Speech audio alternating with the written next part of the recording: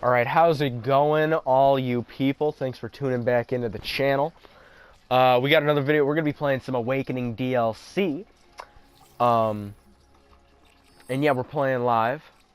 Playing Splash. So let's really hope that we don't get any glitching bitches. Here, we're going to run these kills. It's TDM, though. Hellstorm. We've got the Hive going. Trying to get me some, I need double kills with the Hive. So I'm hoping, you know, I need 3 more maybe? I don't know, that one's hard, but I'm really close to hero. So, who do you guys think is going to win the Super Bowl? I mean, if you guys, this is going to be coming out on Friday, so you really only got, you know, from when this is up till like 7 o'clock Sunday. I don't know when the Super Bowl starts. You would think it's 7, maybe 5. But anyways, if you guys tell me who wins, I personally, this isn't, I don't know if they're gonna win. I don't know who's going to win, but I'm so rooting for the Broncos. I love Peyton Manning. I really dislike Cam Newton. You know, I don't know. There's more people I like on the Broncos than there are the Panthers. Ron Rivera used to be a linebacker. He used to be a defensive guy for the '85 Bears, and I'm a Bears fan, so I wasn't around to see that team. I just know he was on it. Josh Norman's okay. He's a little bit of a punk, though. He got in that shit with Odell, but I know a lot of that was Odell. That wasn't Norman. Profit neutralized. But just got wrecked by that nade, though. But Peyton deserves another Super Bowl. I really hate hearing how people say he's only got 1 ring, and that means he's not as good as a quarterback, which I think is just false. I mean, if you guys have seen Peyton, you know, his arm strength's definitely tailed off since his Indianapolis days, but he is a mastermind of the playbook, and he does it like no one else I've ever seen. Brady is definitely, he's more of a, he's good. I'm not saying he's bad or nothing, and you know, you'd be quite an idiot if you were like, hey, here's Brady, here's Manning, we're in the playoffs, who are you choosing? You know, you've got to pick Brady, even though I do think Peyton has really gotten the shaft. I mean, when he was in Indianapolis, he had maybe 1, 2 at most good defenses, where Brady's had a bunch of good defenses. When they won the first 2 Super Bowls, they had Teddy Bruschi, Ty Law, and that guy just glitched, so hold on a second. Who else did they have up? Deion Branch was like a wide receiver, I'm pretty sure.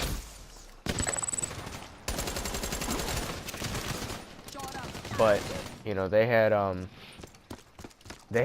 good defenses. It wasn't like it was just the Brady show. And they also had good running backs.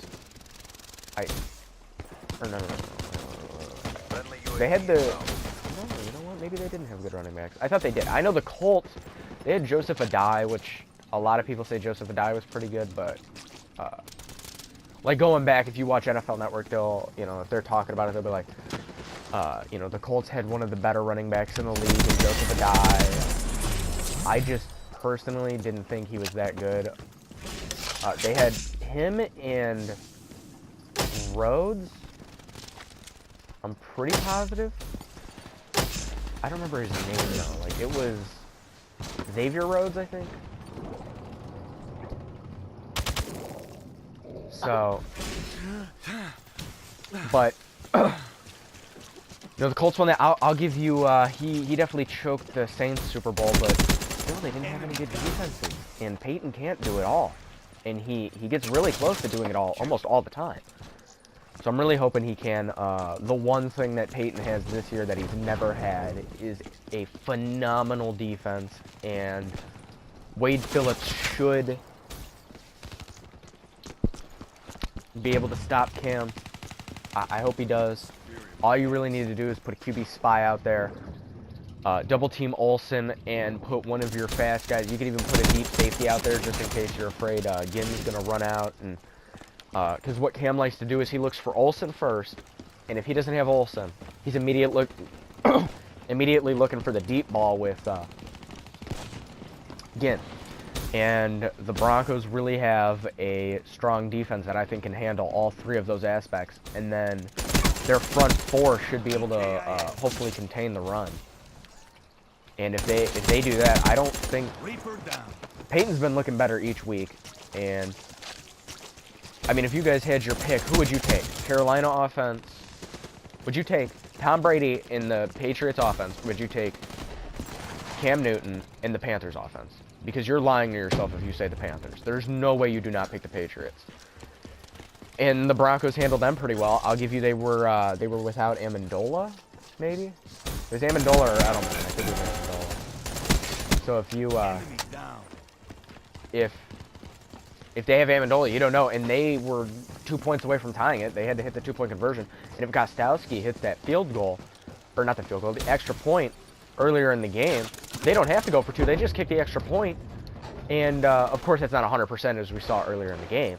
But you got to believe he makes that, I would hope. And it goes into overtime, and I don't know who wins that game. But, yeah. That's, if you guys wouldn't mind, if anybody sees this, comment down below who you think is going to win the Super Bowl. I'm interested. I think a lot of people are picking the Panthers. I think they're the favorites. I don't think they're the favorites on the line, the betting line. A lot of guys on NFL Network, a lot of people I talk to really are going for the Panthers as the winners, and I can't blame you. They went 15-1, even though they were in the weakest division in the league. But, you know, I'm not trying to bash the Panthers. I'm not saying they're a shitty team. They're definitely a good team, but I don't know. It seems like everybody's thinking that it's going to be clear-cut. Broncos are going to get pounded. I just don't know about that. Also, how are you guys feeling about this Awakening DLC? I'm feeling a little mixed on it. I really do not like Rise. Gauntlet, I feel... The problem with these new maps,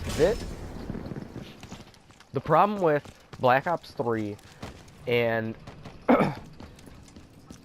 you know, I'd say Black Ops 3 and Ghosts, because... at least the movements in these two games aren't too bad. Like, Advanced Warfare's movements really broke that game. But if you just look at the last two Call of Duties where the movements are sorta, you know... Of course, Ghosts, their movements are the same as Call of Duty's ever been. But this is, like, almost weaning us off, you know, from Advanced Warfare with the double jumps. And it's kind of giving us just a nice medium. And then hopefully next year we've got boots on the ground and we'll be... you know, more used to it, I guess. But the problem with the maps from Ghost and Black Ops 3 are, one, they're a little bit on the bigger side, especially these DLC maps. And Ghosts just had big maps, you know, in general. And also, the amount of routes that can be taken. So if you go in that... well, I wish I could have killed that guy and shown you. But if we take a look... to the left, okay? You can go to the left. You can take this water route. You can take this route. You can take this route. Or you can go right on here. That's 4 different places to go in one lane. You can go in there. You can run through here or here. There's another... well, you know, I'd say there's 2 routes to come here. Then you've got this building, which you can wrap around. That whole back spawn area. That's a whole building. This is a whole building. You can go through this thing, this pink slot. Then you can go in the middle. You can head glitch all you want there. You can go down through the water. There's too many lanes. It needs to be more closed, or not closed, I don't mean closed. It needs to be a little bit more open with less buildings, and it needs to not have so many different lanes. You can have 3 lanes, and you can have some of them branch out, but there's too many buildings. Skyjack, if you look at Skyjack, you've got the 2 buildings, and you've got the 3 lanes, and that's probably the best map in this DLC. What's the best map in Call of Duty, period? Combine. That's why everybody picks it all the time. It's got the 2 buildings, and it's got 3 lanes, and the lanes do not branch out into different lanes like this map does, like Rise does. Rise doesn't even have lanes, really. It's got the water one, but it's kind of a big circle in the middle. But it's got too many different ways that you can get hit. And the other map, Gauntlet, way too many. You've got the bridge in the middle, and then you've got the thing that goes under that you can wall run, and then there's an insane amount of buildings. And that is the main problem with all these maps. Too many lanes. If they can just cut out the amount of lanes and buildings, it would be in the head glitches, holy shit. But if you could get rid of all the lanes, these maps wouldn't be that bad. Same thing with Ghost, except those were a little big. But like Stonehaven, shittiest map I've ever played. Too many you go in the middle, there's like 10 different spots where people can come. By rocks. You hide behind a rock. Go this way. There's a big-ass castle. Open as shit. All these different things. That's the main problem with the last couple Call of Duties. Advanced Warfare had the shitty booty-ass movements, but it didn't have many lanes that deviated from the main part of the map. It had the 3 lanes, and it usually stuck to it. The maps were alright. Movements sucked my butthole. But besides that, that is the main problem. Tell me what you guys think has been the main problem with the last 2 Call of Duties. If you're liking Black Ops 3, I like Black Ops 3, but these maps are just pissing me off a little bit. You got to be very attentive, and I don't want to get on here and, you know, just put all my concentration into this game. Sometimes I come after school, I just want to hop on, get a match real quick, and be done. But you really got to be attentive. So thank anybody who watched, and I'm out.